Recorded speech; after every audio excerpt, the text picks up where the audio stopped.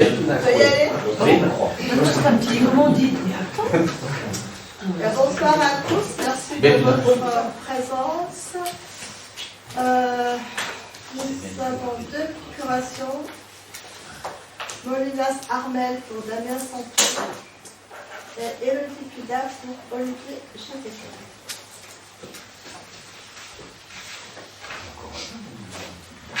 Secrétaire de séance. Je veux bien. Oui. Ah oui, ça c'était fait. Normalement, on le met ou pas? Approbation du compte rendu de la réunion 6 janvier 2023. Est-ce qu'il y a des remarques? Est-ce qu'il y a des abstentions? Est-ce qu'il y a des contre? Merci.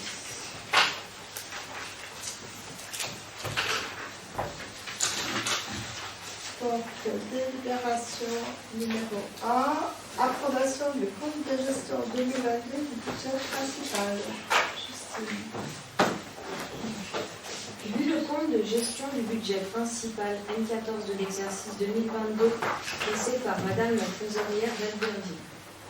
Après s'être fait présenter les budgets primitifs de l'exercice 2022 et la décision modificative qui s'y rattache, les types définitifs des créances à recouvrer, le détail des dépenses effectuées et celui des mandats délivrés, les bordereaux de titres de recettes, de mandats, le compte de gestion dressé par Madame la Trésorière, accompagné des états de développement des comptes de tiers ainsi que les états de l'actif, du passif, des restes à recouvrer et des restes à payer. Après s'être assuré que Madame la Trésorière a repris dans ses écritures le montant de chacun des soldes figurant au bilan de l'exercice 2022, celui de tous les titres émis et de tous les mandats de paiement ordonnancés, et qu'il a procédé à toutes les opérations d'ordre qui lui a été prescrit de passer dans ses écritures, considérant l'exactitude des documents, considérant qu'en vertu de l'article L. de 2121-31 du CGCT, le conseil municipal doit se prononcer sur l'exécution de la tenue des comptes de Madame la Trésorière pour l'année 2022. Il est rappelé que le compte de gestion constitue la reddition des comptes du comptable à l'ordonnateur et que le conseil municipal ne peut valablement délibérer sur le compte administratif du maire sans disposer de l'état de situation de l'exercice clos dressé par le receveur municipal. Les résultats budgétaires 2022 du budget principal sont joints en annexe. Le compte de gestion 2022 du budget principal retraçant la comptabilité patrimoniale tenue par Madame la Trésorière d'Albertville est en tout point concordant avec le compte administratif 2022 retraçant la comptabilité administrative tenue par Madame le maire. Il est demandé au conseil municipal d'adopter le compte de gestion de l'année 2022 du budget principal dressé par Madame le Trésorier d'Albertville.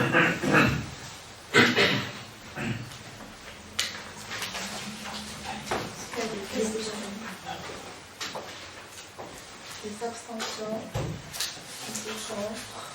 Merci. Donc, approbation du compte administratif de l'exercice du budget principal. Ah, c'est vrai. Tu peux rester encore un peu. Oui, décline. Donc, en application de l'article L 2121-14 du CGCT, le maire en exercice peut présenter le compte administratif, mais il ne peut ni présider la séance de l'Assemblée délibérante au cours de laquelle est examiné son compte administratif, ni participer au vote. De même, le maire ne doit pas être compté dans le quorum.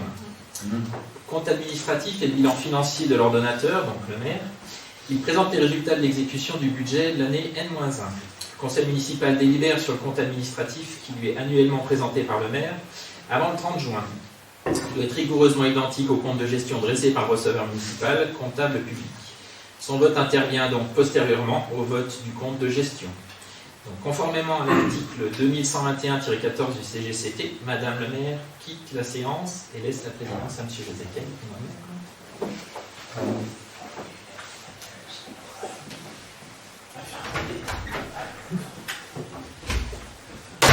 Donc le compte administratif présente les résultats de l'exécution du budget 2022. Il constitue l'arrêt définitif des comptes et permet de déterminer le résultat de la section de fonctionnement ainsi que le solde de l'exécution de la section d'investissement. Donc le compte administratif 2022 du budget général se résume ainsi en recettes de fonctionnement 3 376 484,18. En recettes investissement 934 774,73, soit un total de recettes 4 311 258,91. En dépenses de fonctionnement 2 914 245,77. En investissement 1 038 453,35, soit un total de 3 952 699,12. Résultat de l'exercice 2022. En fonctionnement 462 238,41. En investissement moins 103 678,62, soit un total de 358 559,79.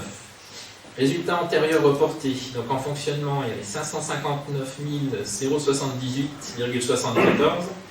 En investissement moins 322 430,40, soit un total de 236 648,34. Résultat de clôture 2022. Fonctionnement 1 021 317,15. Investissement moins 426 109,02. Soit un total de 595 208,13. Ayant un reste à réaliser en investissement de moins 42 356,28. Donc résultat cumulé 1 million en fonctionnement 1 021 317,15. En investissement moins 468 465,30, soit un total de 552 851,85.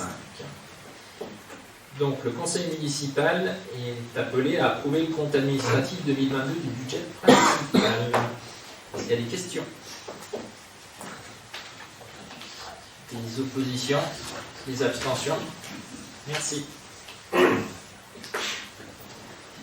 Merci de revenir.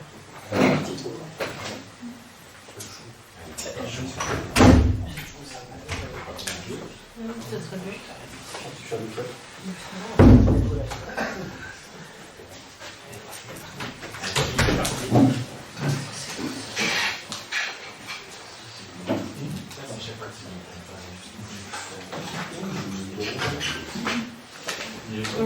Affectation du résultat de fonctionnement de l'exercice 2022. Donc, affectation du résultat de fonctionnement. Résultat de l'exercice 462 238,41. Résultat antérieur reporté 559 078,74. Résultat affecté 1 021 317,15. Solde d'exécution de la section d'investissement. Donc solde d'exécution cumulé d'investissement moins 426 109,02. Solde des restes à réaliser d'investissement moins 42 356,28.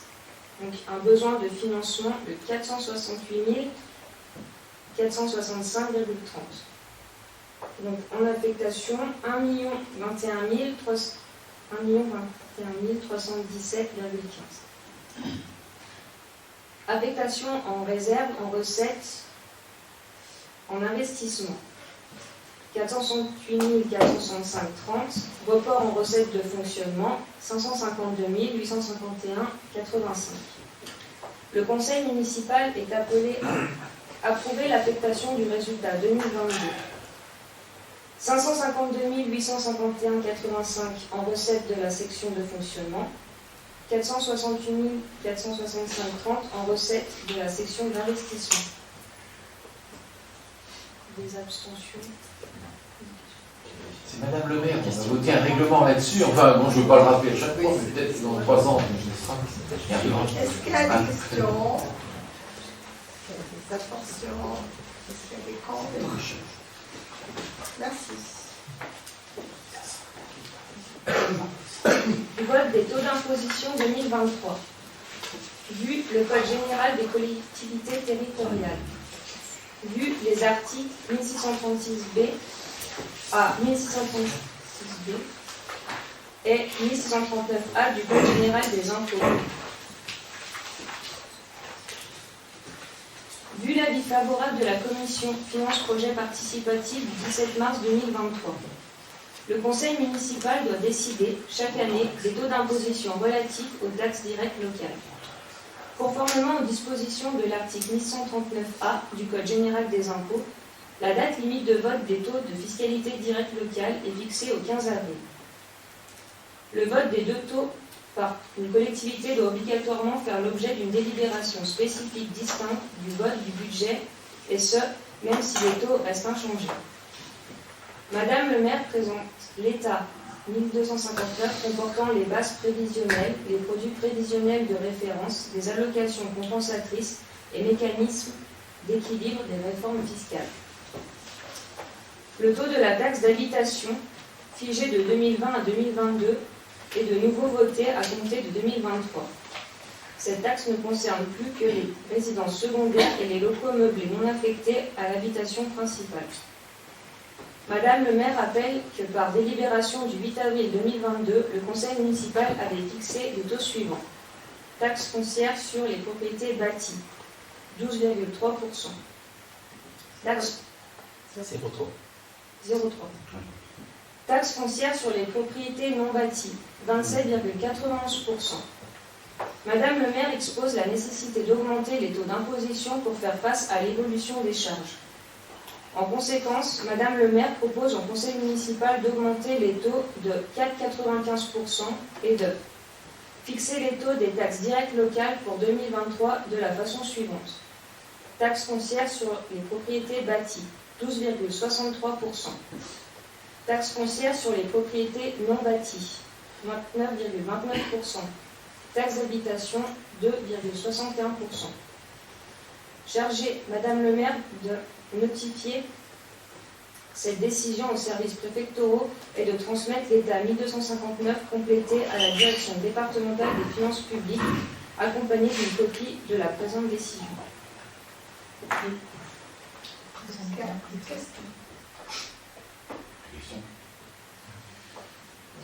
Moi, je sais pas, c'est une remarque, on en a parlé en commission finance.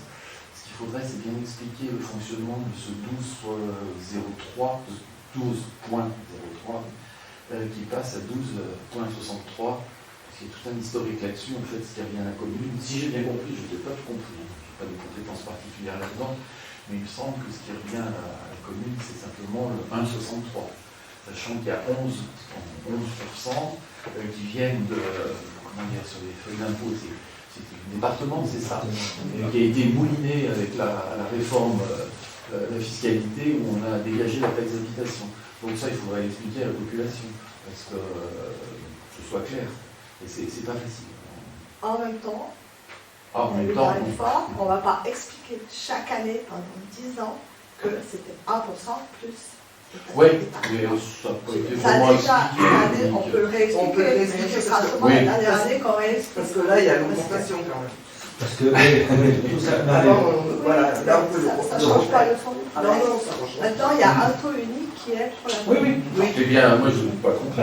J'ai bien compris. Le tout, c'est d'expliquer clairement à la population. Comment ? Parce que ce qui se passe, c'est que avant, dans les années antérieures, le département fixait ses taux. Il les augmentait ou il ne les augmentait pas, mais d'une façon qui était indépendante de l'augmentation ou non des communes, également. Donc là, ça veut dire que la perception par la commune de la Bâtie avec le taux majoré, si en fait, ça va être le contribuable qui va payer ça directement à la commune. Ou ça va aller aussi au département et ensuite il reverse. C'est autre chose, le département. Ben non, ça Le va. département, ça va Donc, alors, non mais la question toute bête, c'est aujourd'hui, donc le département, il ne vote plus de taux, en fait, de taxes, ils n'en votent plus. Donc c'est ça qui est plus difficilement compréhensible parce que avant c'était extrêmement dissocié. Et quand il n'y avait pas d'augmentation, ça n'avait aucune espèce d'importance, parce que les gens voyaient que c'était pareil, sauf les bases qui augmentaient, bien évidemment. Par contre, là, il va y avoir quand même aussi un taux qui augmente, mais qui augmente sur les deux facettes au départ, qui étaient sur deux lignes différentes.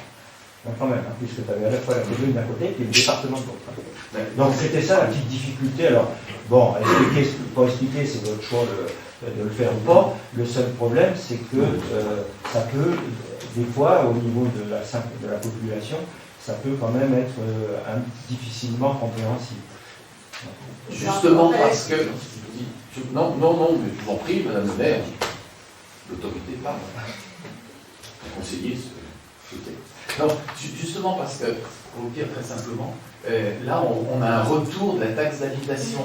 Donc c'est incompréhensible pour le commun des mortels. Il faut vraiment être dans le truc. On a supprimé à un moment donné la taxe d'habitation pour faire une péréquation avec ce qui était donné par le département. Il faut suivre, hein, avec toute une péréquation assez complexe. Nous, là-dessus, on va augmenter ou non, parce que c'est pas voté par le Conseil, mais globalement d'un petit point, enfin d'un petit chouïa pour le dire vulgairement. Et si on regarde après le tableau, on dit mais cette taxe d'habitation elle est bien là, elle revient, mais en fait, il faut l'expliquer pour, c'est bien dit dans la note d'ailleurs, pour tout ce qui est résidence secondaire, le co-meublé. Parce que là, sinon, c'est compliqué, donc il faudra le schématiser d'une façon ou d'une autre. C'est tout ce que je dis, c'est même pas d'ailleurs une prise de point de vue là-dessus. C'est de la pédagogie pure, hein, quand on répète un petit peu. Après, je rappelle le besoin, alors là, le maximum qu'on puisse cette année, c'est 95%, hein, puisque c'est réglementé. Sachant que, si je reprends un peu les chiffres, hein, l'épargne nette dégagée en 2021, c'est moins 21 600. L'épargne nette dégagée en 2022, 156 000. Ça, c'est ça qui paye les investissements. Oui, tout à fait. Et les investissements, si on en fait, voilà. Et on sait qu'on va avoir, dans les années à venir, un gros chantier avec la garderie contine. Voilà. Donc, si, à un moment donné, sachant qu'on a les taux les plus bas du département, c'est bien. Non. Ce 20. Presque. Ce 20, 0,5. Nous, on était à 1, 0. Non, mais nous, c'est 1,3. On va au moins arriver, ça plaît, là.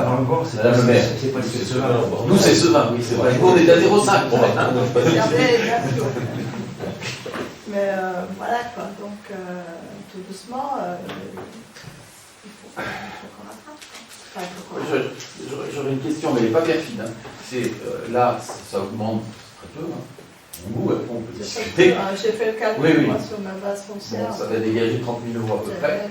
Est-ce que vous comptez, est-ce que nous comptons, je ne sais pas si on se compte dans les compter, hein, je ne sais pas, non, le faire l'année prochaine, ainsi de suite, jusqu'à la fin du mandat, de façon à dégager, je ne sais pas, 120 000 euros à peu près. Non. Je vous pose la question. Compte tenu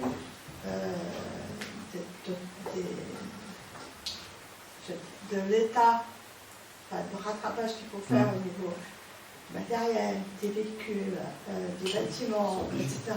Tout l'entretien de la commune que vous connaissez, hein, de toute façon, puisque Jean-Pierre t'a bien dit qu'on n'avait pas les moyens de faire tout l'entretien qu'il devait faire. J'ai bien entendu à la commission de travail. Plus les investissements à venir, je vois pas, on a vraiment le choix de ne pas aller trop vite. Après, chaque année sera chaque année. Hein. On ne se dispute plus là-dessus, c'est extraordinaire. Vous ne suivez pas votre étude faite par ce jeune homme sympathique, Sylvestre, je vous disais, allons dégager en tordant le bras à notre président de la communauté d'Aglo, en transférant des charges, j'ai bien entendu ça quand même, etc., pour générer des recettes. Et il nous disait, surtout, n'augmentez pas les impôts. Le réel est sans jour. On est en négociation avec la communauté d'Aglo, ça continue. On attend qu'ils veulent bien répondre à notre demande de réunion. On a reçu... Il y a 49 communes. Non, enfin, le sujet, mais bon... J'ai 40 communes. Notre commune soit d'accord. Bon courage. 49,3. J'ai cru qu'il n'avait pas 40. Je l'ai entendu 49, j'ai dit 15. Donc voilà. Il a augmenté de 0,3. Donc on expliquera. Parfait. Ouais. Est-ce qu'il y a d'autres questions? Oui, moi, juste des remarques, si tu veux, par rapport à ce que tu viens d'évoquer.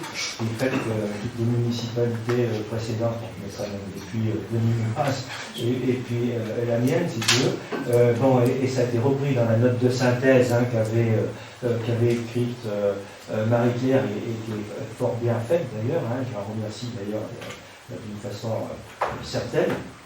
Eh bien, il y a une phrase qui dit que les mesures d'économie, parce qu'on avait toujours dit, j'ai toujours entendu, depuis un certain nombre d'années, 2 peut-être, que les mesures d'économie pouvaient être trouvées, et j'ai lu avec une satisfaction non feinte, que les économies, elles avaient quand même des effets d'entonnoir. Au bout d'un moment, les économies, elles ont été faites par les prédécesseurs, de toute façon, et à part des économies qui sont liées effectivement, qui sont engagés, ça c'est vrai aussi, sur les économies de lumière, on va dire ça comme ça, tout ce qui est lié à l'écologie, en fait, et qui est engagé par toutes les collectivités. Le reste des économies, c'est quand même relativement marginal, puisque même si on regarde les charges de personnel, il y a 2 ou 3 chiffres, sans les citer d'ailleurs, puisqu'ils sont dans les notes, il suffit de les lire. Donc les charges de personnel, elles sont bon an, mal an, depuis que le tableau a été fait, elles sont relativement stables, quoi qu'il arrive, quel que soit d'ailleurs le nombre de salariés en place. Voilà. Et puis par contre, je reviens toujours moi à mon cheval de bataille, alors je m'en excuse parce que ça revient, c'est récurrent, ça sera récurrent pendant encore 3 ou 4 ans, c'est qu'il y avait une économie fondamentale qui pouvait être faite, c'était de laisser les indemnités des élus au niveau où ils étaient avant. Et je constate simplement que lorsqu'on regarde ça, ça fait 30 000 € à l'année, alors 180 000 sur les 6 ans, c'est équivalent à la hausse d'impôt d'aujourd'hui. Donc, je rappelle également que lorsque la mandature précédente avait augmenté les impôts de 1 point, tout simplement les taxes de 1 point, j'avais personnellement baissé ma rémunération. Donc c'était simplement symbolique, purement symbolique, mais ça marquait quand même que vis-à-vis de la population, eh bien c'est important que les élus marquent le coup, alors qu'on demandait un effort, comme c'est demandé maintenant, ce qu'il faut tout à fait se concevoir, mais dans une période quand même qui est un petit peu difficile, ça va être une augmentation qui est certes relativement marginale, mais qui existe quand même, sur le principe, s'entend. Après, c'est vrai que ça avait été fait sur 2 ans, en fait, donc ça faisait 80 000 €, je me souviens du chiffre, je vais dire en commission finance, 80 000 € qui étaient quand même, et qui sont toujours les bienvenus, en fait, dans les finances de la commune, sinon il y avait encore 80 000 en moins. Donc c'était une bonne décision à l'époque. Voilà. Et donc je regrette simplement qu'il y ait eu cette augmentation qui vient plomber le compte de la commune de 30 000 €. Donc voilà, donc c'est l'apparent. C'est pour ça que je m'abstiendrai sur cette question, tout simplement, parce que je vais pas renier ma parole en disant que hausse d'impôt, certes, j'en étais plutôt favorable puisque ça avait été fait, mais d'un autre côté, il y avait aussi des économies qui pouvaient être faites en matière de rémunération. Donc simplement pour ces motifs-là, je m'abstiendrai sur ce point précis. Je rappelle en passant, même si ça n'a pas été communiqué, que les indemnités primaires actuelles sont équivalentes à les indemnités primaires précédentes. Alors Monique, là-dessus, je m'insurge en fond sur ce que tu dis, parce que ça serait 2 collectivités, c'est quand même pas pareil. Ça n'a rien à voir, parce qu'à ce moment-là, Olivier est là aussi. Juste une chose quand même sur les indemnités, il y a quand même eu une loi qui a changé avant les élections. On est d'accord. Et il y a quand même eu un budget qui a été voté par l'équipe qui était avant nous, qui avait prévu cette augmentation. Oui, parce que tu parce qu'on n'a pas fait de DM. Non, mais bon, ça va être. C'est facile de dire, je ne l'ai pas fait, peut-être que tu l'aurais faite. Non, je pense pas. Par contre, Olivier, je pense pas, parce qu'il y a certains de mes collègues, et je ne citerai pas leur nom, qui sont restés malgré les 25% qu'avait indiqué le président de la République sur l'augmentation des indices, puisque tu pouvais augmenter de 25% sur les indices. Donc ça veut dire qu'il y a certains élus aussi d'autres collectivités qui sont restés à leur rémunération antérieure, qui ne sont pas très loin de chez nous, dans la périphérie d'Albertville. Donc il y a déjà ça, et puis il n'empêche que quand on met dans un budget, pour éviter justement une prévision de ça, ça ne veut pas dire qu'il doit être utilisé. La preuve en est que quand on regarde les lignes des budgets, qui prend simplement le taux de réalisation des travaux, c'est 50%. Donc à un moment donné, tu peux très bien provisionner et ne pas utiliser l'ensemble de la provision. Donc voilà, c'est uniquement ça, et c'est un peu ce qui nous reste, je vais dire régulièrement, c'est un peu ce qui nous reste en travers de la gauche, d'autant que la fonction n'a pas évolué, si tu veux, globalement. Par contre, pour raisonner un peu comme dit Olivier, il ne faut pas oublier que quand tu es vice-président d'une collectivité territoriale, en l'occurrence c'était la chorale, tu avais quand même des réunions toutes les semaines. Donc j'espère que Olivier, qui avait la même rémunération étant conseiller délégué, de toute façon, cette rémunération-là, il n'y a pas autant de réunions qu'il y en avait certainement dans les commissions de délégués par rapport à un vice-président où tu vas en réunion toutes les semaines. C'est quand même pas la même chose. Donc à un moment donné, il ne faut pas, bien sûr que la sommation est la même, mais ça vient pas des mêmes budgets. J'aurais été à un conseil d'administration où j'avais été à la CNKV, j'avais des jetons de présence. Bon, voilà. Donc il y a ça aussi. Personne n'empêche les élus actuels d'être à des conseils d'administration. Ils auraient eu aussi des jetons de présence. C'est pas plus compliqué que ça. Pas un problème de réunion, le temps de travail est le même. Ici, plus. Non, Plus. Oui, d'autres réunions. J'ai aussi des réunions à la communauté. Moi aussi, j'étais comme toi au centre de gestion, on n'avait rien. Vraiment pas de rapport. Mais Monique, c'est faux de dire, et ça je m'y oppose, c'est de la mauvaise foi de dire que tu avais la même rémunération alors qu'il y avait deux mandats différents au titre de la commune de la Bâtie, c'était 1 000 €, point barre. Voilà. C'est pas 1 500. Voilà. Point barre. Oui, On passe au bas. au total, ça fait 180 000 plus 90 000 si vous faites encore deux fois ça, ça fait 270 000. On a le temps de voir venir. 270 000 de quoi? Et bien, si vous revenez à ce qui était à peu près les normes d'avant, ça vous dégage 30 000 € par an. D'accord? On l'a dit, on écrit. À ça, donc ça c'est x6, parce qu'il y a 6 ans, on ne pouvait pas faire passer.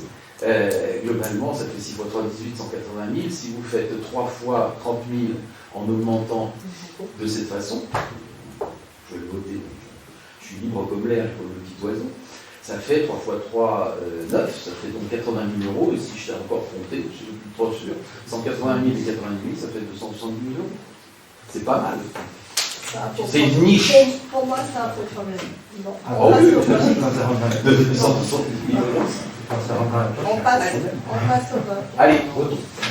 Qui s'abstient? Qui est contre? Armel Molina. 4 contre. Donc, nous votons sans adopter.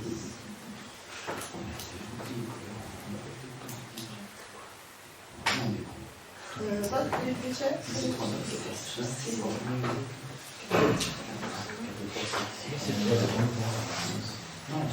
Vote du budget politique 2023. Vu la réunion de la commission finances projet participatif du 17 mars 2023.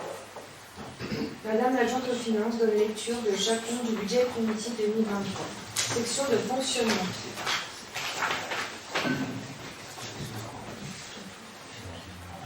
Total dépenses de fonctionnement. Opération réelle 3 039 11,29.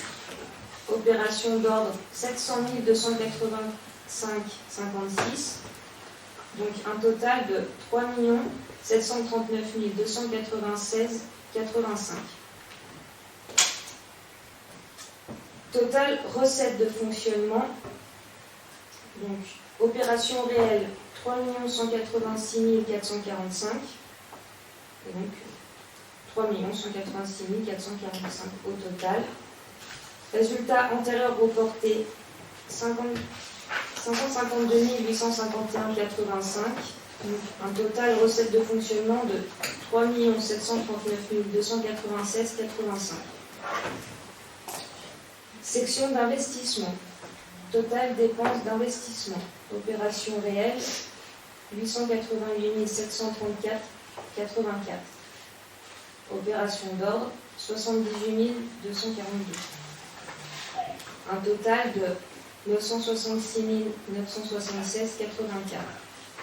Déficit d'investissement reporté 426 109,02. Total dépenses d'investissement 1 393 085,86.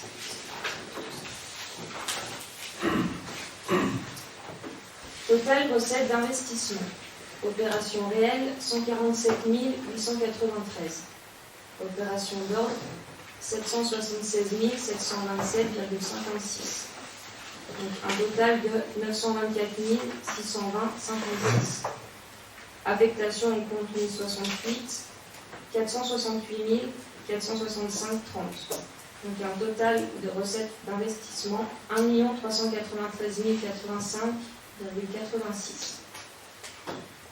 Ainsi, après présentation des documents retraçant l'ensemble des comptes tant dans les sections de fonctionnement que d'investissement, le budget primitif de l'année 2023 s'équilibre de la façon suivante.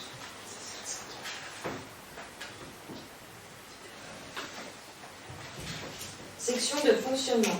Elle s'équilibre en recettes et dépenses à la somme de 3 739 296,85.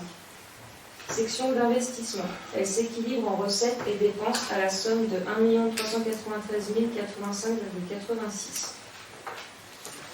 En outre, il est précisé qu'en raison du passage en nomenclature M57 au 1er janvier 2023, il est nécessaire de définir la politique de fongibilité des crédits en même temps que le vote du budget.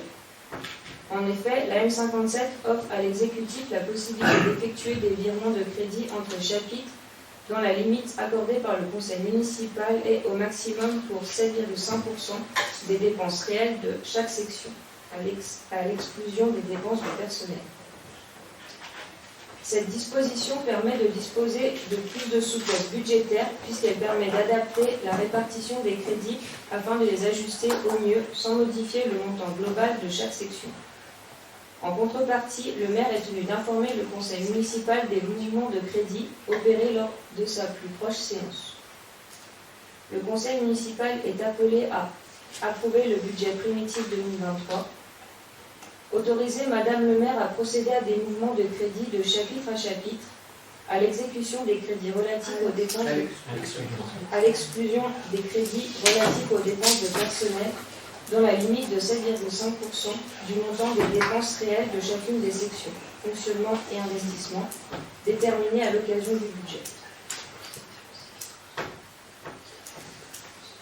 Est-ce qu'il y a des questions par rapport à les documents que vous avez reçus? Juste peut-être des observations, si tu veux, par rapport à effectivement la note de synthèse et puis tous les ratios qui sont détaillés, si tu veux, en fait. Hein. Donc on s'aperçoit là aussi que bon an, mal an, tu as un certain nombre de ratios, mais c'est normal parce que chaque budget de collectivité est spécifique.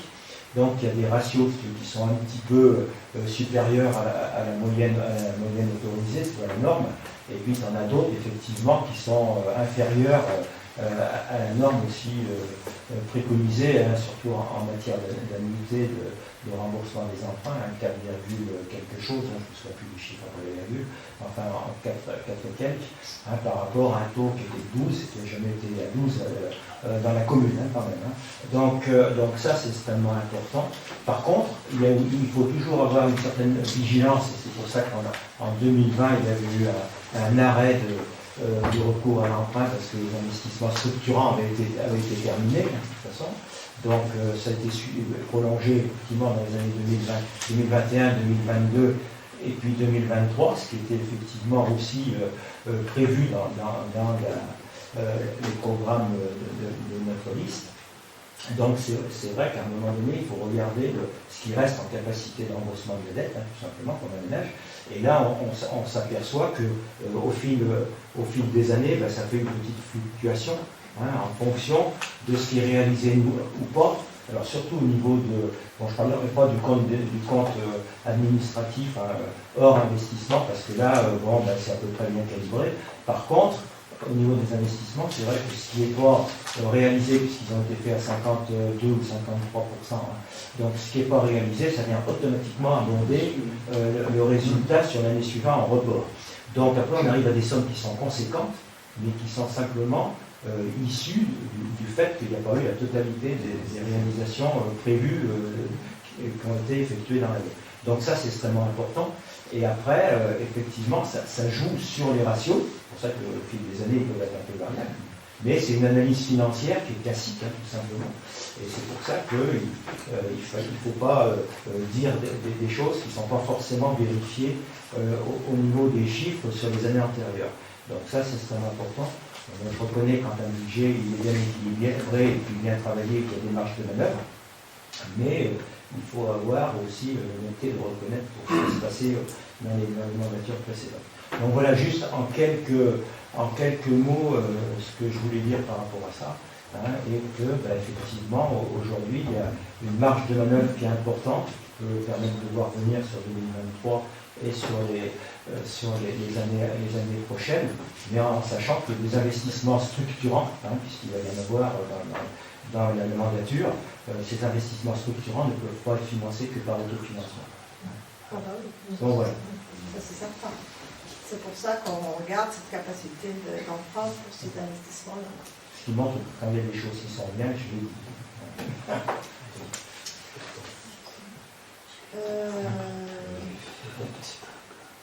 Est-ce qu'il y a d'autres questions? On va passer au vote. Est-ce qu'il y a des abstentions? Des contre? Donc le budget politique est adopté. Merci. Délibération 6. Vote des subventions 2023 au profit des associations. Considérant les crédits ouverts au budget primitif 2023 au compte 6574. Il est rappelé que l'attribution des subventions donne lieu à une délibération distincte du vote du budget. Toutefois, pour les subventions dont l'attribution n'est pas assortie de conditions d'octroi, le conseil municipal peut décider soit d'individualiser au budget les crédits par bénéficiaire, soit d'établir dans un état annexé au budget une liste des bénéficiaires avec, pour chacun d'eux, l'objet et le montant de la subvention. L'individualisation des crédits ou la liste annexée vos décisions d'attribution des subventions en cause.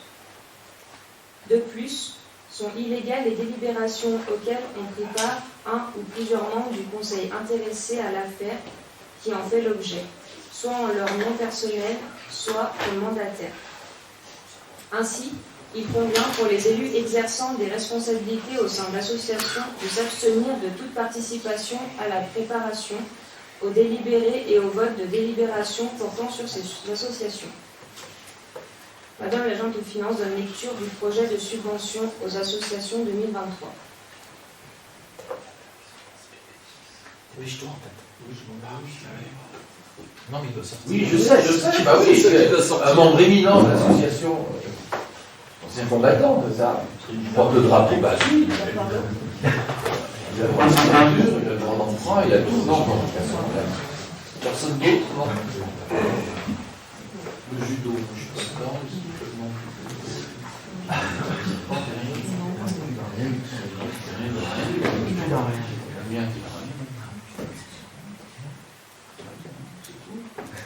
Donc vous avez le tableau avec donc, toutes les associations, donc un total de subventions pour 2023 de 16 085 €, donc un montant total des actions de 4 700 €, et donc un total attribué 20 785 €. Il est précisé que le montant de base de la subvention sera versé à chaque association dès le vote de la délibération.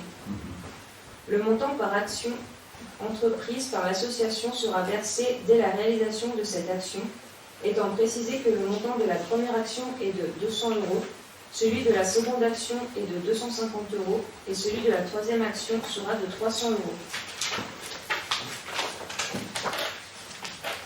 Le conseil municipal est appelé à approuver l'attribution des subventions de fonctionnement aux associations pour l'année 2023. Des questions? Je vais en avoir, mais je suis signé. On avait exprès. Parce qu'il ne peut pas faire deux choses en même temps. Je ne peux pas faire deux choses à la fois. Signe avec le pied. J'ai essayé, mais bon. Ah bon? Ouais, c'est bon. Même si Vous faites ton stylo. alors, une question par rapport aux actions. Ah, voilà, parce que bon, c'est le même schéma que l'année dernière, hein, de toute façon, ça n'a pas bougé.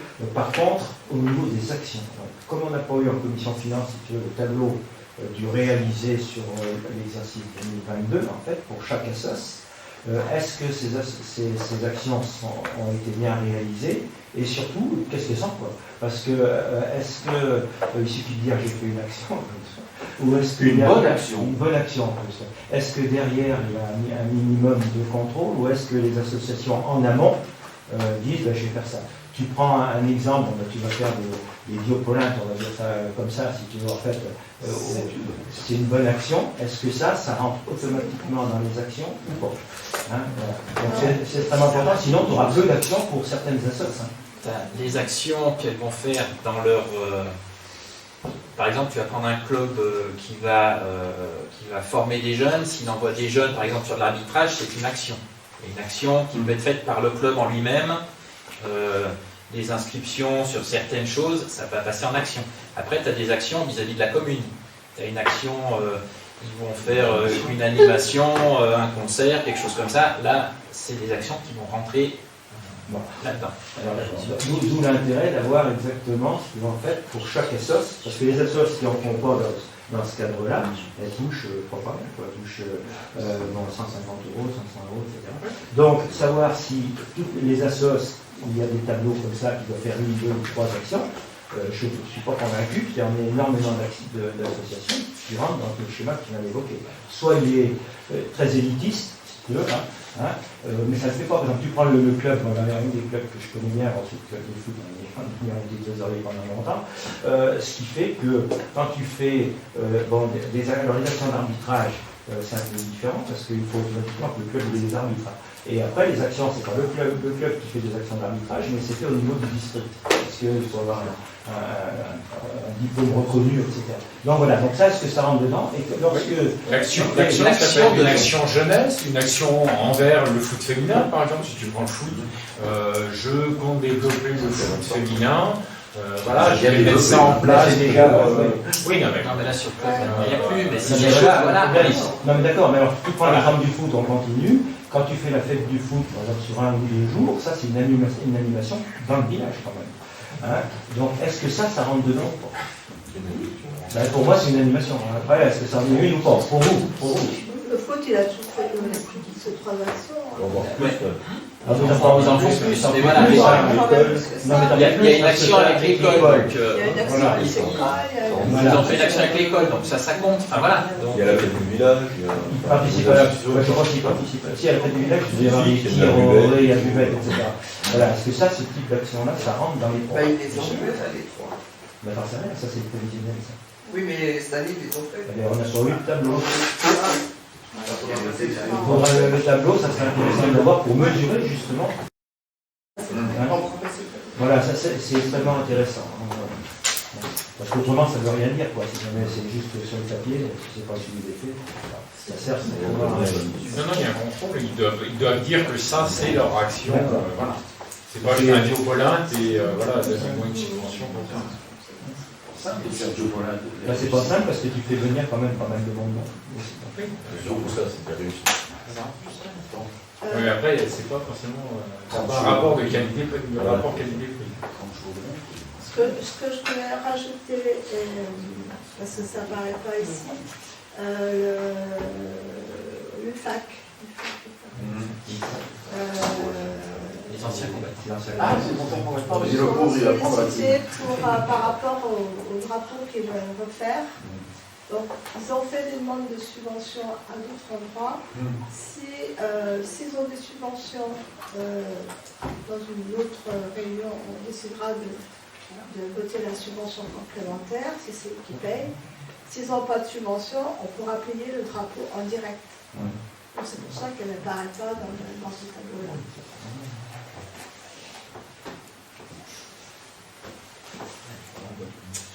Donc on va passer au vote. Est-ce qu'il y a des abstentions, des contre? Alors moi, je vais juste te dire pourquoi. C'est parce que, comme l'année dernière, je considère qu'au niveau de la méthode, il aurait dû y avoir une différenciation entre les clubs sportifs qui ont des déplacements quand même avec quelques éducateurs et puis d'autres associations. Donc c'est vrai qu'on prend toujours l'exemple du foot, c'est l'exemple que j'avais dit, on va reprendre toujours celui-là, ou le tennis de table, qui ont des déplacements. Tennis de table, c'est pareil. C'est pareil, le tennis de table et le foot, il y a des déplacements, c'est pas avec la subvention de peau de chagrin qu'ils ont, c'est toujours fait par rapport à ce qui était donné auparavant, qui peuvent à la fois boucler peut-être leur budget s'ils y arrivent avec des manifestations en haut, tant mieux, mais c'est surtout d'avoir de la trésorerie pour pouvoir payer en début de saison tout ce qui va aux districts et aux choses comme ça. Donc ça, c'est extrêmement important, sinon ils se retrouvent en rupture et ça allait à contresens, en fait, aussi d'une politique jeunesse, parce que il y a quand même aussi des jeunes qui vont, ils sont mieux sur un terrain, comme j'ai toujours dit, ils sont mieux sur un terrain que dans la rue. Donc à un moment donné, on voit ici le manque de volontarisme qu'il y a au titre des clubs sportifs. Voilà. C'est extrêmement important à savoir parce que ils peuvent aussi se retrouver à arrêter leurs activités parce qu'ils n'ont plus de budget, tout simplement. Pour faire des économies qui sont encore pour moi des économies toutes relatives.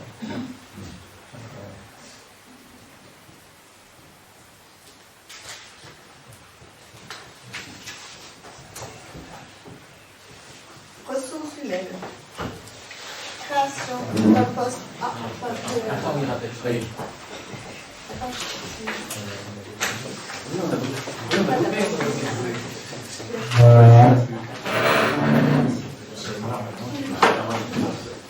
Tu as expliqué pourquoi c'est des diplômes.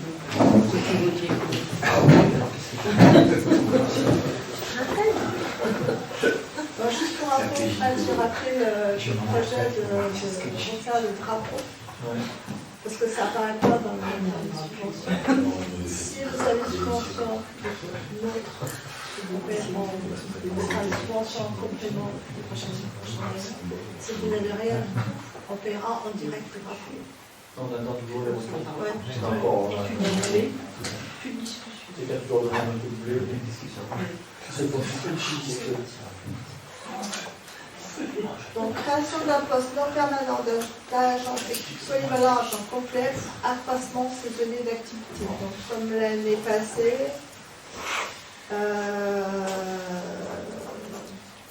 donc je vous demande de créer ce poste du 2 mai 2023 au 31 octobre 2023 inclus. Sur la base de la grille indiciaire relevant du grade d'adjoint technique. Donc, je vous demande d'approuver la création d'un emploi non permanent relevant du grade d'adjoint technique pour effectuer des missions d'agent polyvalent du service technique dans le cadre d'un accroissement saisonnier d'activité, durée hebdomadaire de travail égale à 35,35 à compter du 2 mai 2023 pour une durée maximale de 6 mois. Préciser que la rémunération sera fixée par référence à l'indice brut 385, indice majoré 353, à laquelle s'ajoutent les suppléments et indemnités en vigueur.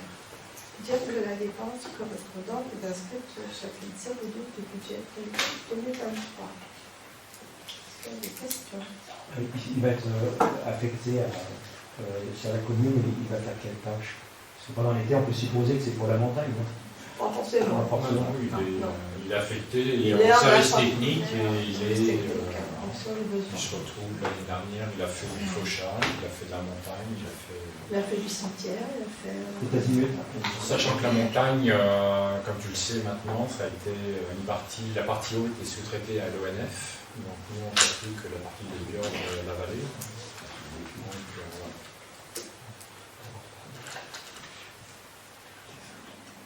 Est-ce qu'il y a des attentions, des comptes? Merci. Autorisation de signature d'un avenant à la Convention pour l'intervention du Centre de gestion de la Savoie sur le dossier retraite Sénéracel. Donc nous avons déjà une convention pour traiter ces dossiers. Donc, afin de continuer à bénéficier de l'assistance du service du centre de gestion en matière de vérification et d'instruction des dossiers de retraite CNRACL, il est proposé d'approuver l'avenant à la convention transmis par le centre de gestion. Il est rappelé que la signature de l'avenant ne contraint nullement la collectivité à confier l'instruction de tous les dossiers de retraite des agents du centre de gestion, mais il permet de pouvoir bénéficier de son appui en cas de besoin. Ainsi, dans l'hypothèse où les services n'adressent pas de dossiers individuels au centre de gestion, la signature de l'avenant n'entraînera aucune facturation.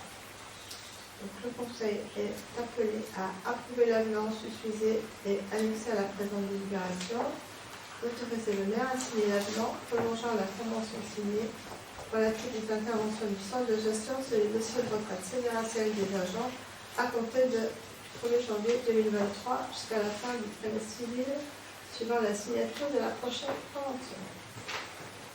Des questions, des abstentions, des comptes, merci. Autorisation de signature des deux conventions entre Arlesère et la commune de La Bâtie pour l'entretien des zones d'activité économique. Donc, vous connaissez ces conventions puisqu'elles datent de Mathusalem. Qui vécut en 1669. Donc, je demande si c'était vrai. Donc, c'était validité jusqu'au 31 décembre 2022. Donc, Arlesère a sollicité la commune pour reconduire une convention de gestion des zones d'activité commune pour une durée de 3 ans à compter du 1er janvier 2023. Au vu d'un état récapitulatif indiquant le temps et la nature des interventions, la communauté d'agglomération rémunérera les prestations d'entretien selon la tarification suivante. Donc, si l'intervention a lieu sur une zone d'activité située à une distance inférieure ou égale à 5 km des ateliers municipaux, la prestation sera facturée selon le taux horaire de 50 €, valeur 2022, incluant le coût de l'agent, les frais de gestion et les frais de déplacement, complétés par l'achat de fournitures et l'utilisation des machines et d'équipements spéciaux. Donc, tout est joint en annexe. Donc, il y a une annexe qu'on a, les services techniques ont remis à jour. Si l'intervention nécessite un déplacement de plus de 5 km, seront ajoutés à la tarification précédente des frais de déplacement par intervention calculés sur l'unité kilométrique définie par arrêté fixant les taux d'unité kilométrique pour l'ensemble de la fonction publique territoriale en vigueur à la date de signature de la convention. Donc, je vous demande d'approuver les conventions à intervenir et une durée de 3 ans. La zone d'activité du Château d'Eu et la zone d'activité des Arolles. Une question. Donc, il m'autorise à signer toutes les conventions. Bien sûr.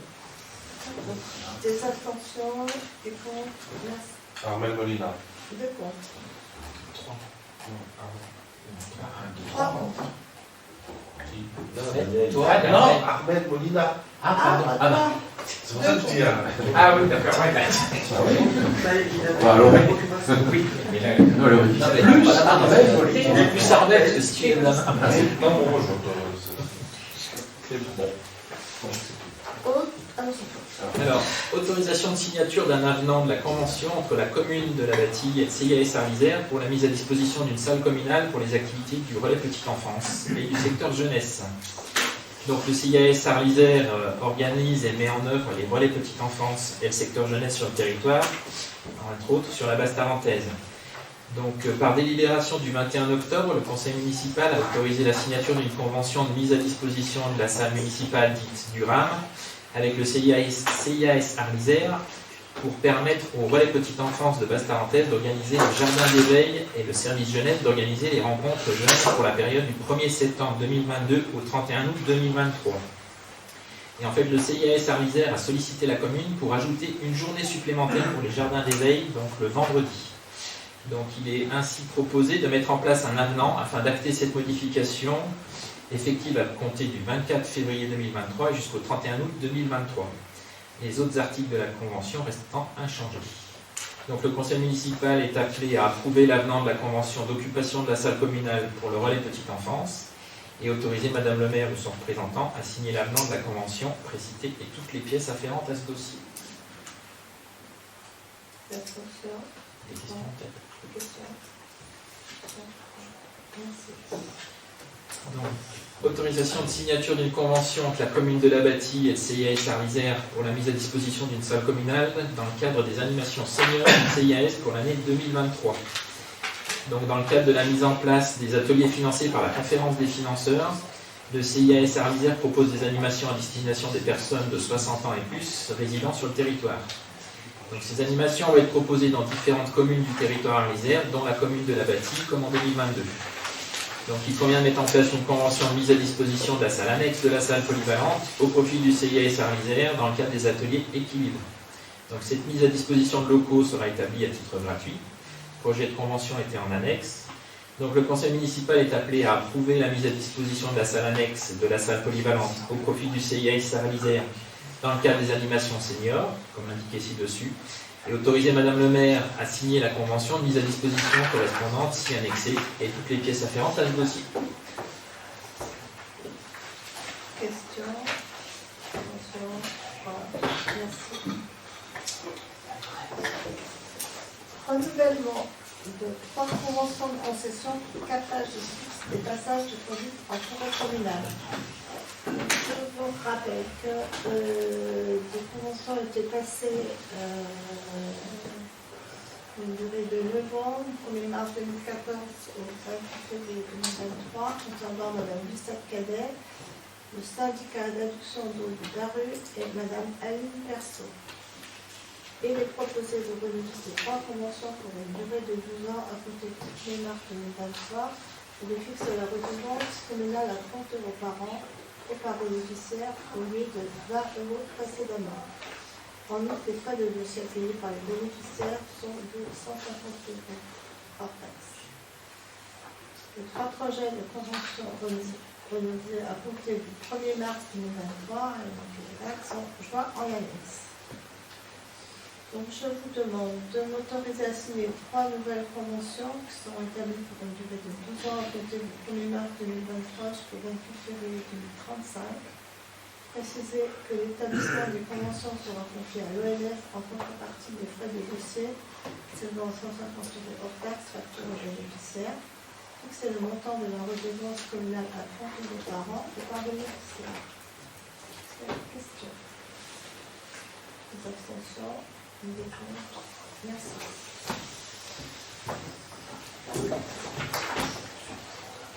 Vu les dispositions du Code général des collectivités territoriales, notamment son article L 1321.2, s'agissant de la remise des biens mis à disposition et la substitution de la collectivité bénéficiaire à la collectivité propriétaire antérieure.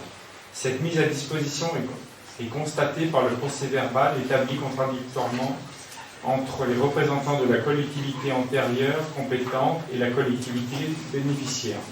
Le procès-verbal précise que la consistance, la situation juridique, l'état des biens et l'évaluation de leur remise en état de ceci. Considérant qu'en application des dispositions de l'article 5.2 des statuts du SDES, le transfert de compétences infrastructures de recharge pour véhicules électriques en termes de maîtrise d'ouvrage pour investissement, l'exploitation, la maintenance, la supervision et la gestion technique et financière conformément aux articles prévus de l'article L 2224-37 du CGCT suppose l'adoption de délibérations concordantes de l'organe délibérant des membres concernés et du syndicat. Considérant que le SDES a réalisé le schéma directeur des IRBE qui a été validé par le préfet le 27 février dernier et qui notamment rendu obligatoire dans les zones dites zones à faible émission. Considérant que le transfert de compétences pour une mutualisation de services présente un intérêt pour le territoire de la Savoie et de la commune. Il est rappelé que dans le cadre du développement de l'électromobilité sur le territoire national et de sa déclinaison sur le territoire du département de la Savoie, Le SDES a mis en place diverses actions. Le SDES, Territoire d'énergie Savoie, a donc décidé de poursuivre son accompagnement aux collectivités dans ce domaine en prenant la compétence IRVE pour assurer la maîtrise d'ouvrage des travaux de prestation visant à la fourniture, la pose, le raccordement des bornes IRVE afin de disposition d'une vision à l'échelle de toute la Savoie. Les modalités de ce transfert pour l'année 2023 sont détaillées dans la convention d'application du transfert de la compétence IRVE traitant des conditions administratives, techniques et financières d'exercice de la compétence approuvée par le comité syndical du SDES en date du 4 octobre 2022. Un autre comité syndical pourra amender ces modalités sans nécessité de faire un avenant. Le conseil municipal, après avoir entendu l'exposé du maire et après en avoir délibéré par voix, pour ou contre et abstention des présents et des représentés, décide d'approuver le transfert au SDES Territoire d'énergie Savoie la compétence IRVE conformément aux dispositions de l'article 2234-37 du CGSCT, mise en place de l'organisation des services comprenant la création, l'entretien et l'exploitation des infrastructures de charge pour véhicules électriques et hybrides rechargeables. De valider la convention d'application du transfert de la compétence IRVE et de ses annexes, fixant les conditions administratives, techniques et financières d'exercice de la compétence approuvée par le comité syndical du SDES en date du 4 octobre 2022. De valider et d'autoriser le maire à signer la convention d'occupation du domaine public adossée à la présente délibération et précisant les modalités de stationnement sur les places équipées de la ou des bornes IRVE. De prévoir dans chaque budget annuel, le cas échéant, des crédits correspondant aux dépenses d'investissement et de fonctionnement mentionnées par la convention annexée à la présente délibération et donne mandat au maire pour régler les sommes dues au SDES. D'autoriser le maire, le cas échéant, à signer la convention financière d'une création d'IRVE, de son annexe financière prévisionnelle et de tout autre document nécessaire au bon déroulement d'une opération d'installation d'IRVE. D'autoriser le maire à signer la convention précisée et ses annexes, ainsi que tous les actes nécessaires au transfert de la compétence. Il y a des questions. Sur la bâtie, elle sera localisée où, la borne, déjà? Maison de santé. D'accord. Ok. Les travaux sont dans le réseau dans l'attente. Ouais, il est tiré, il y a... Bah, ils sont en train de... C'est des travaux qu'ils sont en train de faire dans la rue des Violettes, hein, c'est ça? Non? Non, ça n'a rien à non, voir. ça n'a rien à voir. Le four a été tiré quand, dans les travaux de voirie quand ça a été fait. Donc, grosso modo, elle est vers l'entrée de la maison de santé, elle est sur la gauche, là, vers la borne de gaz que l'on a actuellement. Il y a déjà le fourreau qui arrive là. Ok. Bon, ce sera déplacé, il y aura 3 mètres à déplacer pour placer exactement au bon endroit. Oui, d'accord. Non, la rue des Violettes, c'est juste qui est en... Oui, c'est la haute fonction. C'est dommage qu'on n'ait pas mis en même temps. Bah oui, parce que ça... Voilà. Ça me dirait qu'il y a eu quelques soucis. Ils n'arrivaient pas à se mettre d'accord sur le planning, c'est sûr, entre les intervenants. Surtout que c'était un dossier qui était déjà... C'était quand même un dossier qui était déjà engrangé. C'est la route, Du coup, elle a ramassé là-bas. Là, ça a avancé, ça s'est promené partout. Ouais. Sauf que si on a de nouveau un des réseaux, ça va prendre un peu de temps.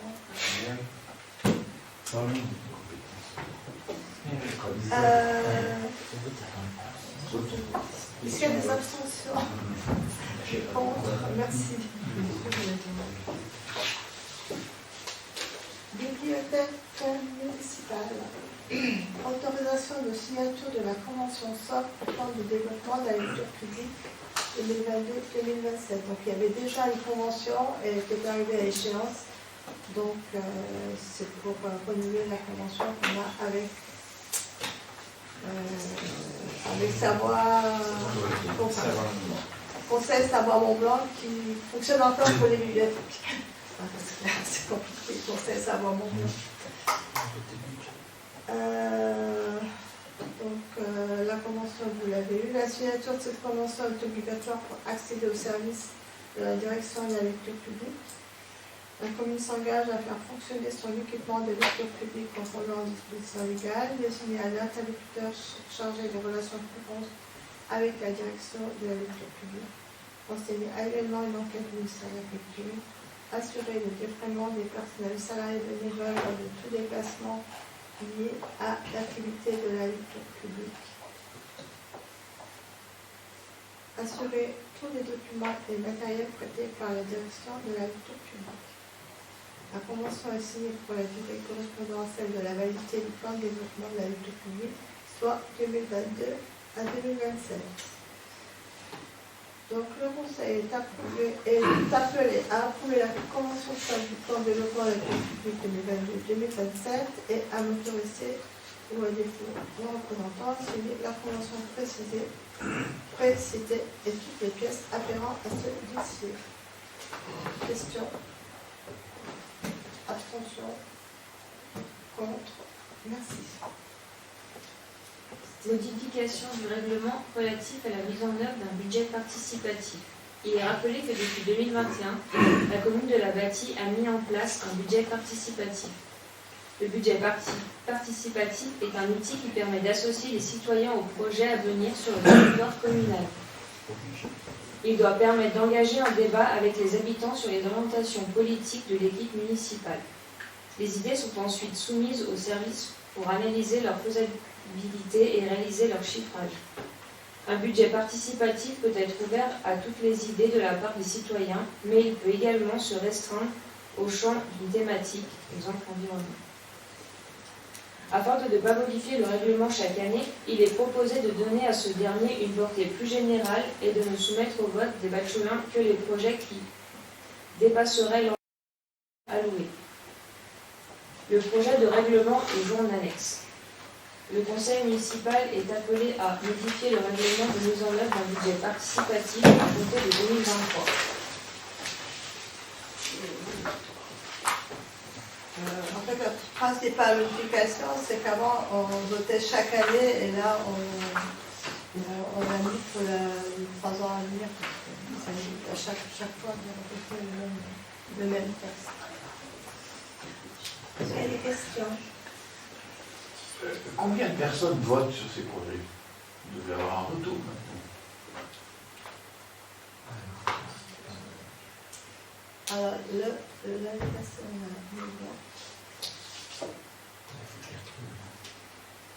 Je l'ai pas sous les yeux, je vais le trouver.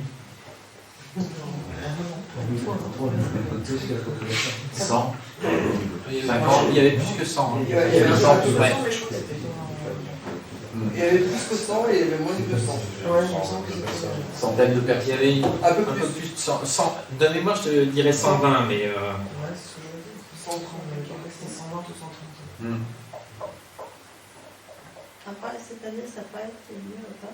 C'est aussi ce qui est dans la modification du règlement, c'est dans la mesure où il y a moins de projets que le montant alloué, quel est l'intérêt de faire voter puisqu'on est censé Il y a ça et puis les prendre tous s'ils sont validés par les services techniques, bien évidemment. Donc je dis ça parce que l'an dernier, déjà, j'avais signalé que ce serait bien qu'on mette un seuil de votants. C'est 100, ça reste crédible. Mais si ça passe autour de 30, 40, 50, ça n'a pas de sens. Un sens vote minimum. Oui, oui, un nombre de votants minimum, quoi, comme quand il y a des élections toutes bêtes. Mais à l'avenir, on ne fera Ah oui, mais les votes, c'est la République autonome, oui, c'est clair, sinon. Là, cette année, si on ne vote pas, il va dire ça va faire quoi? Ça va baisser au bout de 5 ans. On ne fera voter à l'avenir que s'il y a plus de projets que le montant alloué. Oui, j'ai compris. Il y a un seuil de votants, ce ne serait pas non plus. Parce qu'arrivera un moment, ça n'aura pas de sens. Il n'y a pas de choix à faire. Ça fait voilà. Ils sont validés, ils seront tous pris. Donc, ça a moins d'intérêt. Oui, c'est clair. Bon. Pour les tâches de délégation, Je les ai pas là. vous les avez. Donc, l'ordre du jour étant épuisé, je clôt la réunion. Juste deux, trois bouts de questions. Très simple, hein, très simple. Non, on l'a pas voté.